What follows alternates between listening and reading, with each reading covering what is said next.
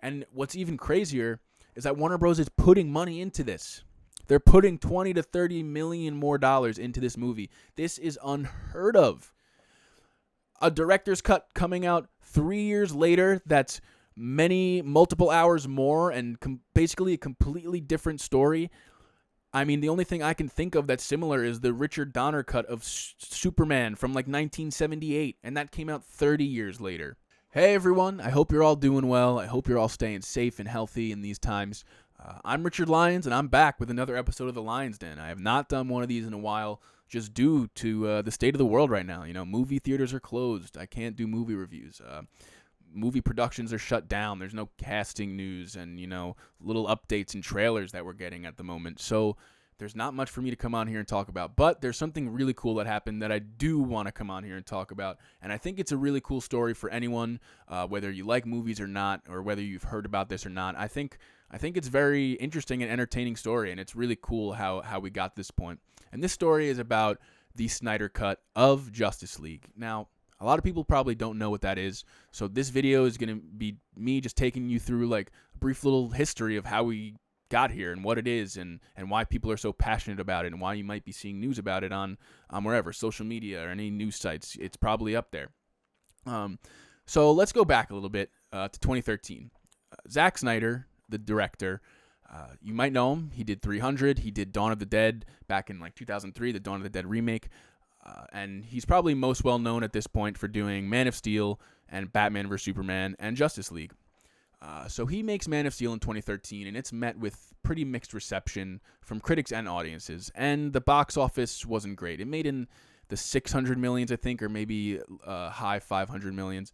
And while that's not bad for what the budget was, I don't know off the top of my head, it's Superman. This is a movie that Warner Bros. Thought would be a big hit, especially when we're, rising at that point to really the golden age of superhero movies. Marvel was in its flow. It was starting to really catch on with people in their cinematic universe, and it just didn't do what Warner Bros. Thought it was going to do for them. But they still continued on going. They gave Zack Snyder the green light for a sequel. And like I just mentioned before, Marvel's in, the flow right now. They're drawing everyone in, and everyone loves this cinematic universe, this crossover of characters, and seeing a solo movie for one guy, and then in the next one, he's fighting alongside that other movie they saw, So Warner Bros. Is keeping their eye on this, and they're like, we got to get in this game. We got to have our own crossovers and our own superhero team. We own the Justice League. Why aren't we doing that yet? Look at Marvel. They just made how much off the Avengers a year ago? Why aren't we doing that yet?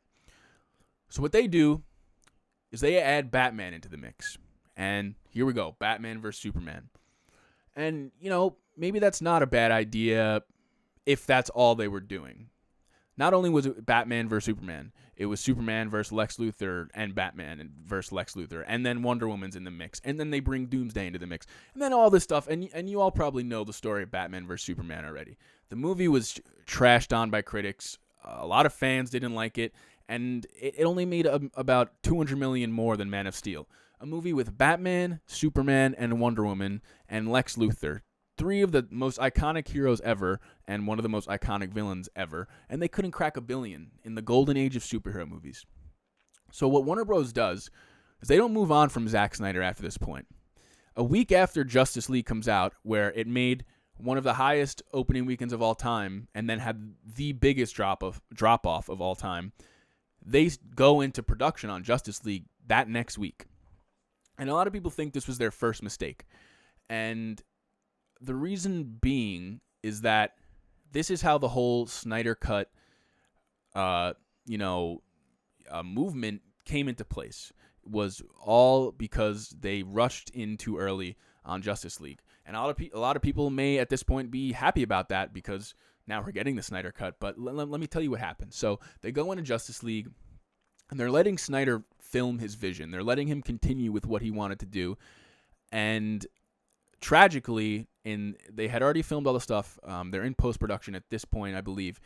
His daughter commits suicide, and he left the project. Now, what was reported is that he was leaving because of this tragedy, which is obviously completely understandable. Nobody was against that, but there were some rumblings here and there that Warner Bros. May have done something a little kind of shitty and shady, and use this as a reason to remove him and sort of mutually be like, all right, we're gonna move on, get someone else in here. Obviously, you're not in the proper place, but whatever. I don't know if that's confirmed or anything, so I'm not gonna toss that on Warner Bros. Right now. So he leaves production, and whether they used it to get him out or not, they bring in Joss Whedon, who directed the first Avengers movie and Age of Ultron, to essentially remake Justice League. He reshoots like 75% of the movie. Zack Snyder had over 4 hours of footage shot, and they mandate that the movie is under 2 hours for Joss Whedon. The movie came out to about an hour and 57 minutes. A Justice League movie introducing Aquaman, Cyborg, and Flash. Remember, Aquaman didn't come out yet at this point. He didn't have a solo movie yet. They had to introduce Aquaman, Flash, Cyborg, and have a new villain, and Commissioner Gordon, all these side characters, and Alfred was in there, and all this stuff in under 2 hours. So, we hear this runtime, and people are pretty pissed.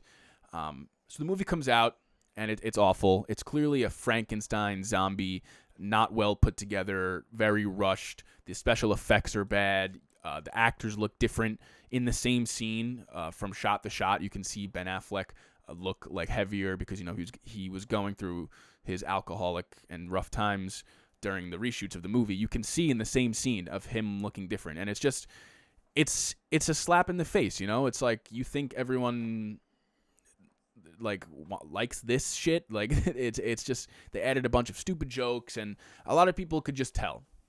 This was not Zack Snyder's movie. They said, Joss Whedon's continuing Zack's vision. Everything he's doing is being approved by Zack, which was not the case. So the movie comes out, and this is where Release the Snyder Cut starts. People know it's not his film, and he is not denying that it's not his film. And he, to this day, claims he's actually never seen the theatrical cut, but what he's heard from other people is that it's nowhere near what his film was. Then, slowly, more and more people involved with this production are coming out. Fabian Wagner, I'm not sure I pronounce it, the cinematographer, who you actually may know. He was a Game of Thrones cinematographer for some of the best episodes, Battle of the Bastards, Hard Home, Winds of Winter. But he also did the Night King battle episode, which everyone hates. So maybe you don't like him. But so he starts coming out saying, nothing that I shot is in this movie. None of the original content we shot is in this movie. Then, behind the scenes photographer, that's a good friend of Zach. And then a storyboard artist who worked on the movie. All these people are starting to slowly come out, and people are kind of dismissing them. They're like, oh, they just worked on the movie. It's whatever. That was Zach's vision. That was what he wanted. We knew it was going to be bad after Man of Steel and Batman vs. Superman and all that. But, people were starting to catch on. So a bunch of people band together, and they start this Release the Snyder Cut hashtag, and they start planning for people on this date at this time. We're gonna do this hashtag and try and get on the trending list. And they do this multiple times. They raise money. They put a billboard in Times Square that says Release the Snyder Cut with the Justice League on it. They raised almost $200,000 for suicide prevention charity.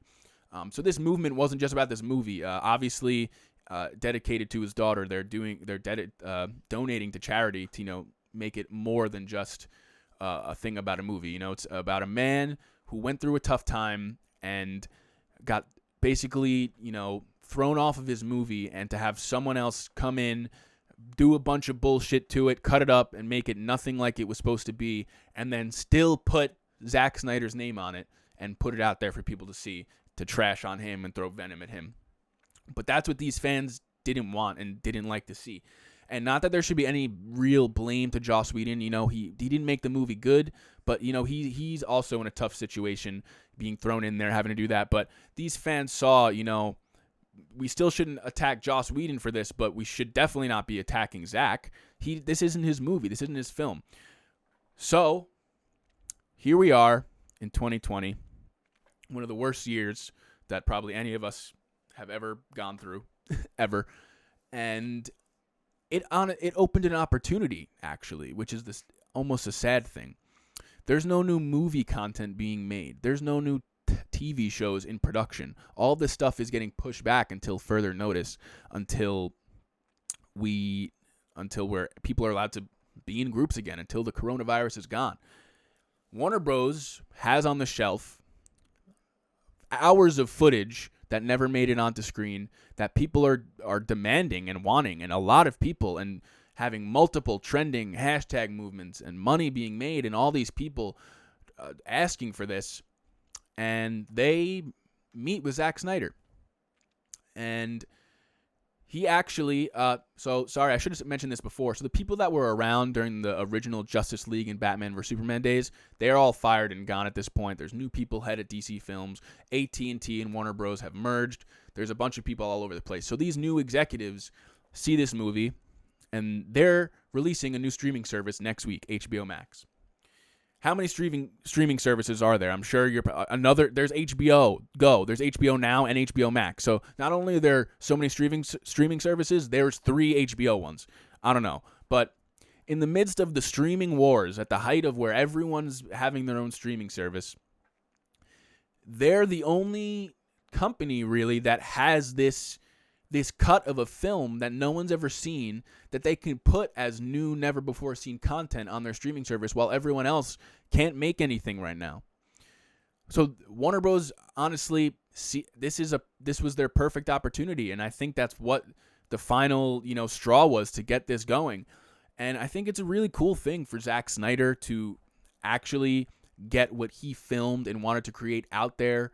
Whether people like it or not, this guy put effort into something, and his daughter passed away during production, and he obviously is passionate about it, whether you like his take on it or not. And I think it's really cool that it's being, brought to life for him, and it's a happy story for him and his wife, who is a producer, co-producer with him on all these films. I think it's a happy ending to this Justice League story for them. And what's even crazier is that Warner Bros. Is putting money into this. They're putting $20 to $30 million more into this movie. This is unheard of. A director's cut coming out 3 years later that's multiple hours more and basically a completely different story. I mean, the only thing I can think of that's similar is the Richard Donner cut of Superman from 1978, and that came out 30 years later. This is a completely different movie coming out 3 years later for a movie that completely bombed at the box office for what it should have been. This movie had a budget of $300 million after reshoots, because it inflated after all the reshoots they did, and it only made 600-something mil at the box office. It barely made any a movie with Superman, Batman, Wonder Woman, Cyborg, Aquaman, and The Flash did not make over $1 billion at the box office. That's unheard of, and now it's even more unheard of for a studio to take the movie that they tried to throw away and put this Frankenstein one instead. They're bringing that movie back, putting more money into it, and actually putting it out. I mean, it's crazy. It's nuts, and I think it's awesome. I think it's cool to see that this movement by people who were passionate about a project and about a guy who, got his work thrown away, they brought it to life. They had this movement, these hashtags, this money raised, and they got it. And I think it shows the power of words and, passion if you keep pushing. Maybe we should be like that with other things that, I'm not going to say this doesn't matter, but things that matter more, like, some politics and stuff and on our livelihood, but I'm not going to get into that. But yeah, I mean, it's a really cool story. It's coming out in 2021, so it's still a little far off, but kudos to Warner Bros. Congratulations, Zack Snyder, and all the casts that had their performances chopped up and were defending him and coming to bat for him, and they finally get a proper send-off for Justice League. And I'm really excited. Let me know what you guys think. If you're excited about this, whether you like his movies or not, I think it's just a really cool thing that's happening in the movie industry. Let me know your thoughts, and hopefully I can get to do some more of these sometime soon, because I love doing it. Thank you for tuning in, and I'll see you guys next time.